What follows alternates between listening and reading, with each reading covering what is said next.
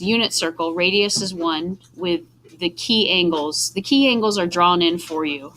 And so we know when a unit circle all the way around the circle is 2 pi. So therefore, what would half of the way around the circle be? 1 pi. So put pi. So 180 degrees is pi radians, or 3.14 radians. So now we know all the way around is 2 pi, halfway around is pi. So what would this, we're going to do the easiest ones first. What would this be right here in between? Yeah, half of pi. So this is pi over 2 radians. This is something you'll know really well and memorize. You'll just be able to visualize the circle. That's pi over 2 radians. In other words, 90 degrees corresponds to pi over 2 radians. Yeah? If like the radius was like 5, would it be? So the radian, yeah. So if now we have to assume the radius is 1. Yeah, but if it was 5, it would be pi over 10 because it's 2 radians. I think it's always the angle measurement would still be the same. The angle measurement would still be pi over 2. Yeah. Okay, so this is pi over 2 pi, and then what's this right here? 1.55. So we will not use decimals. 1.5 pi. Okay, so you can say 1.5. You can say 1.5. I like that, but it's 3 pi over 2 is the way we write it on the unit circle, and this is where what I mean by fractions. You have to know that 3 over 2 is 1.5. So we say 3 pi over 2, but if it helps you to write 1.5, that's fine. So those are the quadrantal angles is what they're called, and so that's what we start with. Now, let's do. Actually, let's start here. Let's do quarters, and we'll still do it in red. So what's in between? And by the way, this is 0. If we haven't moved anywhere, this is 0 radians or 2 pi radians. It's the starting place. So 0 radians or 2 pi. So what's in between 0 and a half? Pi over 4. Good. Pi over 4, that's 1/4. So if this is 1/4, what would be in between a half and 1? 2 pi over 3. Okay. So in other words, this is 1/4, right?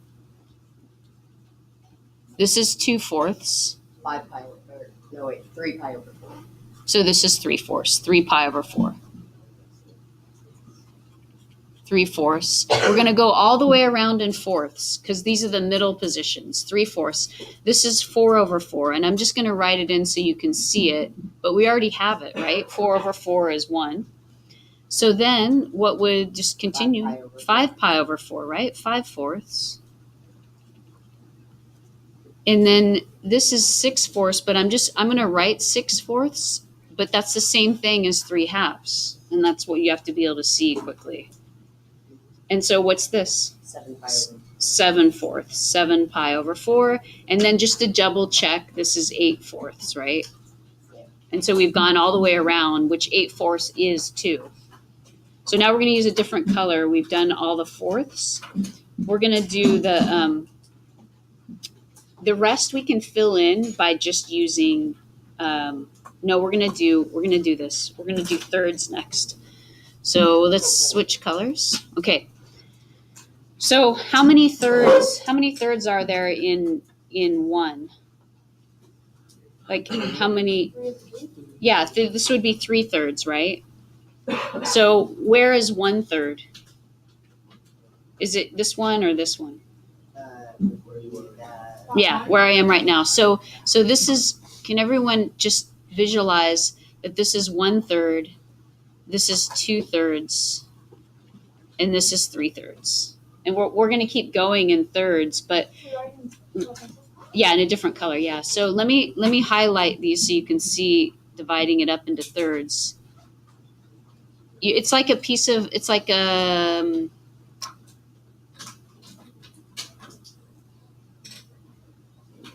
it's like a piece of pie, and you're dividing it up into 3 equal parts, right? 1/3, 2/3, 3/3. So now let's keep going. 1/3, 2/3. We already have 3/3. So where's 4/3?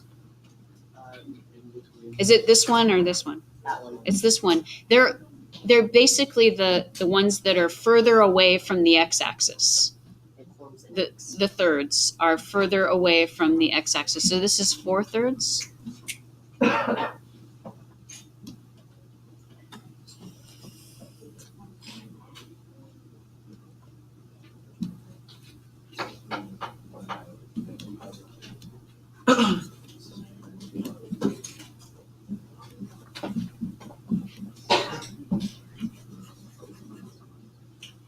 So label 4/3 and 5/3.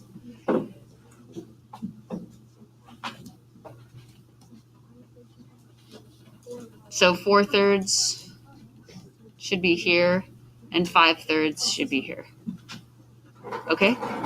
And then of course, if we kept going, 6/3 is the same as 2. So now we're going to do our last color.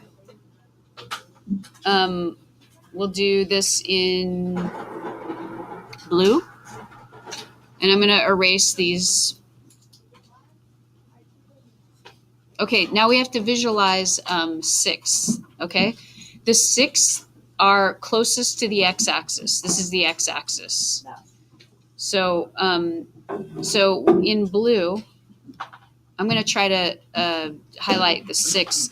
So if I divide this up into 6 parts, watch. So here's the beginning. 1, 2, this is 1. This is 1. So 1, 2, 3. That doesn't look like 6 equal parts, does it? 1, 6, 2, 6. Yeah, I'm. Hang on. You're missing the half line. It's that, but it's just the half line. Oh, I need one more. You gotcha. Thank you. Okay, there we go. So, 1. So do you see 6 equal parts? So now we're going to fill in the last one with 6. So this is pi over 6. That's your first 1/6. Okay, so 1/6. So why don't we have 2/6? Because it's right where the 3 Because it's the same as 1/3, right? So we don't write in 2/6. Why don't we have 3/6? It's half. Because it's the same as a half. Why don't we write 4/6? It's the same as 2/3. And so what we do have, all you need to know is 5/6. So you need pi over 6 and 5 pi over 6. Those are the extra ones that you need to remember. And so then if we fill in here, we just have to go, this is 6/6. So this is what? 7/6. And then the only other one is right here. So this would be, all the way around would be 12/6, right? So 11, exactly. And it's really, if you think about it the way I'm explaining it, it's going to save you a lot of trouble. So just think all the way around would be 12/6 because that's the same as 2. So just back up 1 and it would be 11. 11 over 6, 11 pi over 6. Because you're going to memorize this thing. So,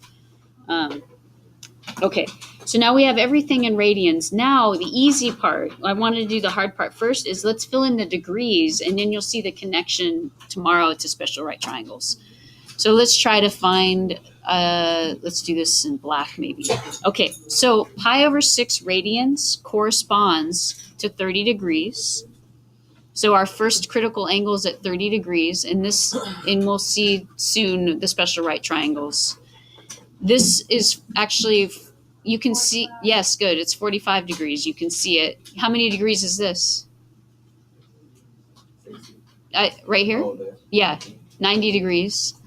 This is 60. So we're going to fill in, and then this is going to be 30 degrees past, so 120. This is going to be, so you know this is 180. So you just back up 30. You can tell the symmetry. Just back up 30 degrees from 180 and you get 150. And then since you know this is 45, you can either add 90 plus 45 or do 180 minus 45. You get 135. These are all the critical angles. in the top, and then we're going to keep going around the circle. Here, just take 180 and add 30.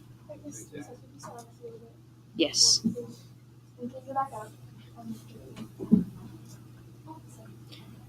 So you get 210 here. I'm going to try to show you the easiest way to think about it, because what you're going to do is you're going to get a blank one of these, and you'll need to fill in all the radians and degrees. So this is 210. Let's do this one. Since this is 360 degrees, and you know there's perfect symmetry, what would you get if you back up 30 degrees? Oh, wait, that one? Oh, okay. You'd get 330 degrees. And so then if you do 360 minus 45, you would get the one in the middle, 315. And so then if you do, this is 270, right? 300 degrees. This is 180 plus 90. So 300. you would get 300.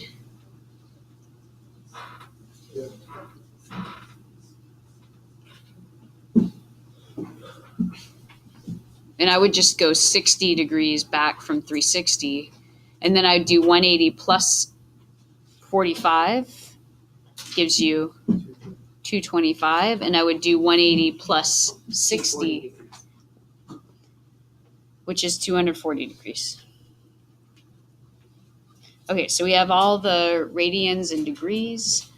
Now, there's something called a last thing for this, but it's very important.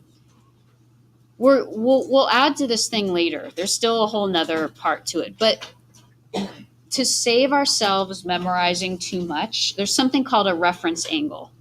And let me define that for you carefully. The reference angle means, this is the last thing here. It's the angle in quadrant one. It's always an angle in quadrant one. So I'm going to say Q1, right? This is quadrant one. It's the angle in quadrant one that is the same distance to the x-axis. And I'll give you some examples. That is the same distance to the x-axis. So for example, this, you'll see how easy it is when you're looking at a picture. If I tell you 5 pi over 6, then what is the reference angle? In other words, which angle over here corresponds to this, is the same distance to the x-axis? Which angle in pi over 6, right? If I tell you, what if I tell you 2 pi over 3, then it would be pi over 3, right? Because that's the same distance from the x-axis. What if I said 3 pi over 4? Then you would say pi over 4. You want to relate everything to quadrant one so that you really only need to memorize quadrant one. And then when I give you something more complicated that's not in quadrant one, you just use quadrant one. And I'll explain how and everything, we'll get there. So, but let me do one more example of a reference angle. What if I said 7 pi over 6? What would you say is, it would be pi over 6, right? So it's just the angle in quadrant one that's the same distance away to the x-axis.